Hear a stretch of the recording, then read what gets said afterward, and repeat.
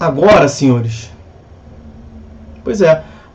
senhores, vamos ao inciso 4º do artigo 833. Esse aqui dá pano para manga, tá? Vamos lá. 833, inciso 4º. Ele até já começa que ele é bastante extenso. Eu vou ler por dever acadêmico, mas você pode resumir tudo dele aí, dessa parte inicial, por proventos, por ganhos lato sensu do executado. Ele vai tratar das diversas espécies possíveis do executado receber uma remuneração lato sensu.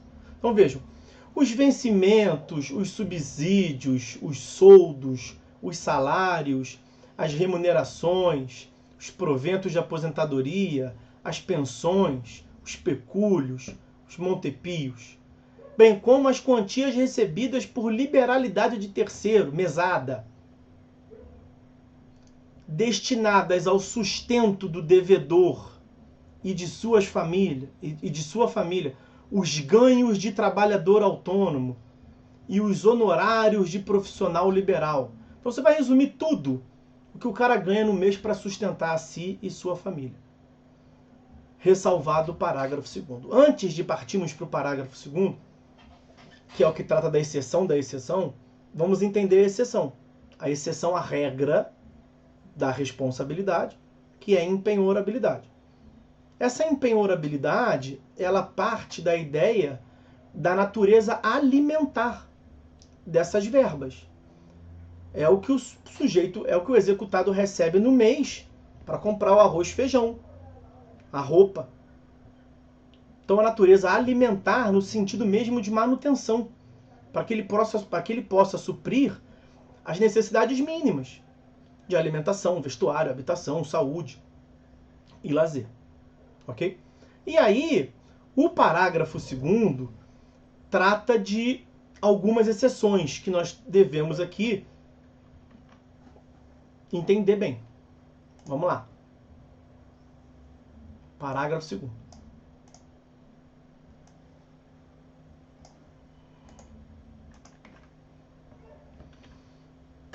Também extenso.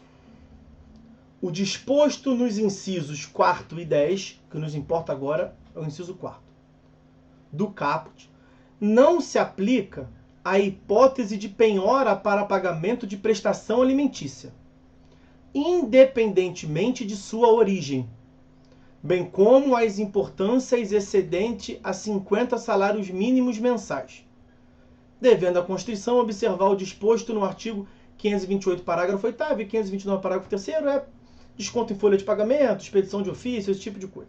Aí, quando formos tratar dos procedimentos executivos, nós veremos esses dispositivos. Vamos entender o parágrafo 2º, as exceções das exceções. São duas hipóteses que retornam à regra geral da penhorabilidade. Quais são as duas hipóteses? Em primeiro lugar, prestação alimentícia. Bom, o que temos para falar sobre a prestação alimentícia?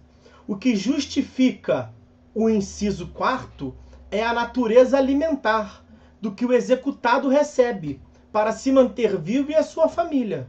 Mas se a verba que o exequente está buscando também tiver natureza alimentar, pois acabou a justificativa da natureza alimentar do executado. Alimentos por alimentos, manter-se vivo por manter-se vivo, anulou. Então, a justificativa é essa, né? E aqui a prestação alimentícia, a natureza dos alimentos é de qualquer modalidade. Qualquer modalidade. Seja decorrente de relação de família, paternidade ou cônjuge, seja trabalhista ou ato ilícito. Havia uma discussão enorme no sistema processual anterior, do Código de 73, a respeito disso, que não era preciso. Percebam que na redação do parágrafo 2º está claro ali, independentemente de sua origem. Pagamento de prestação alimentícia, independentemente de sua origem. Então pega ato ilícito, pega crédito trabalhista, pega as decorrente de natureza familiar. Lembrem-se também que o artigo 85, parágrafo 14, artigo 85, parágrafo 14, prevê que os honorários advocatícios, algo que é importante para a gente, os honorários advocatícios têm natureza alimentar. Tem natureza alimentar. Então entraria nesse bolo aí. Pois bem, vou ficar ainda nessa exceção aqui. Não, vou ficar ainda não. Vou concluir aqui. Vamos para a segunda exceção. Depois eu falo das divergências lá do STJ. Vamos concluir o parágrafo 2º. Então a primeira exceção é a prestação alimentícia anula, com a lógica, com a ratio do inciso, o parágrafo 2º. Segunda exceção é quando a verba alimentar mensal é maior do que 50 salários mínimos. Ou seja, esquece alimentos. É uma outra hipótese. Volta para o inciso 4º. Impenhorabilidade da remuneração mensal, lato sensu, do que o executado utiliza para si e sua família para se manter vivo, alimentos. Parágrafo 2º. Segunda hipótese.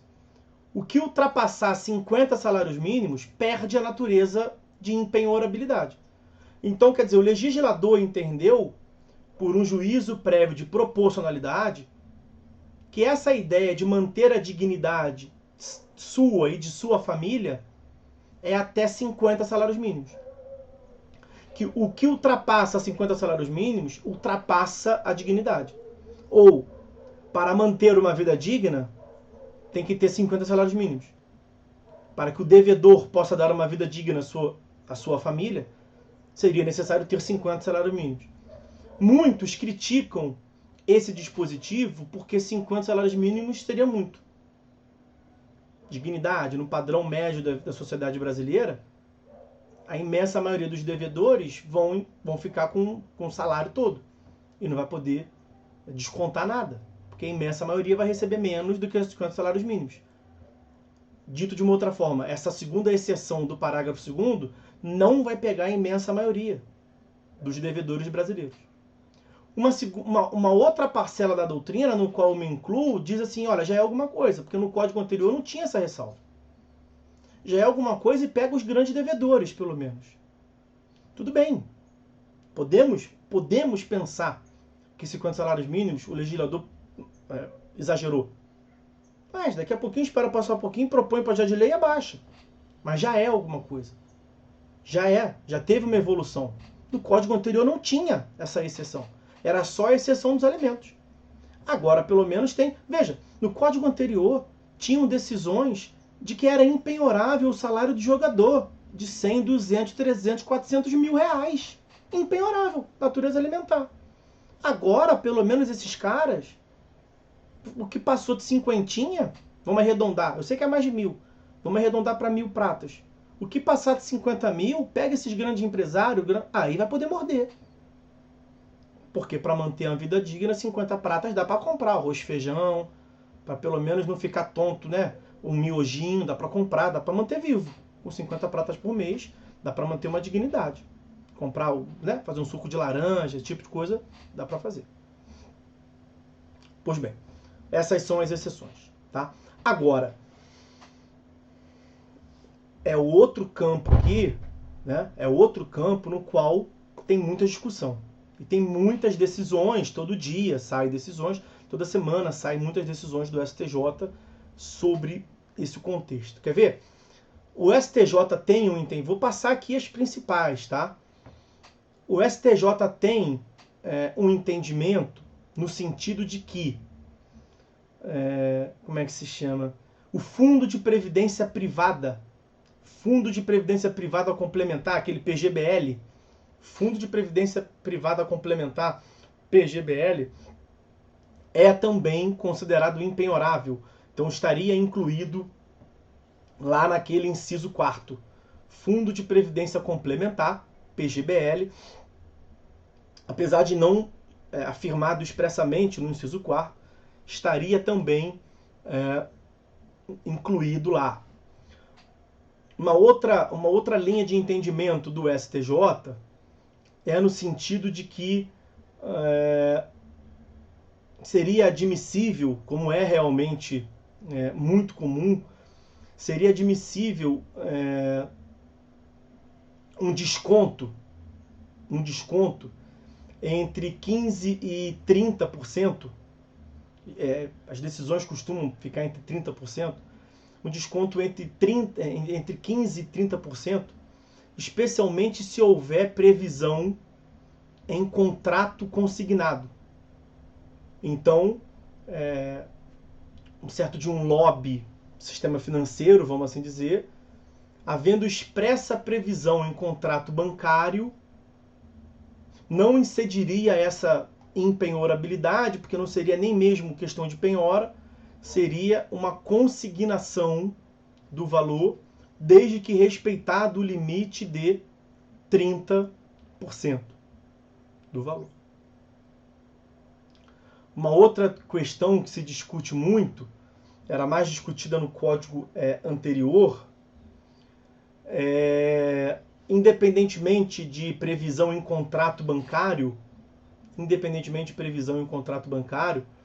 quando no código anterior não tinha essa previsão, essa segunda exceção de 50 salários mínimos, admitia-se desconto entre 15% e 30% do salário do devedor. Entre 15% e 30% do salário do devedor não feriria, não ofenderia a dignidade da sua manutenção e de sua família. Como agora o legislador previu expressamente que somente poderia penhorar o que ultrapassasse 50 salários mínimos, as decisões têm sido no sentido de que não se poderia penhorar essa porcentagem de 15% a 30%. Mas isso é algo ainda em construção. Essa possibilidade de desconto de 15% a 30%, eu acho que é o que está mais candente aqui, em linha ainda de definição. Uma outra questão também tormentosa, assim, indefinida. Rescisão de contrato de trabalho. Que aí não tem verbo, não é verba mensal, né? Rescisão de contrato de trabalho. A verba recebida a título de aquela bolada recebida a título de rescisão de contrato de trabalho. É penhorável ou impenhorável? Você encontra a decisão no STJ nos dois sentidos. Então é uma questão controversa. Um outro ponto controverso, o chamado saldo de salário. O que seria saldo de salário? O dinheiro que eu recebo todo mês. Eu recebo um salário como professor no mês agora de outubro. Estamos acabando outubro, né? Já recebi o salário no começo de outubro.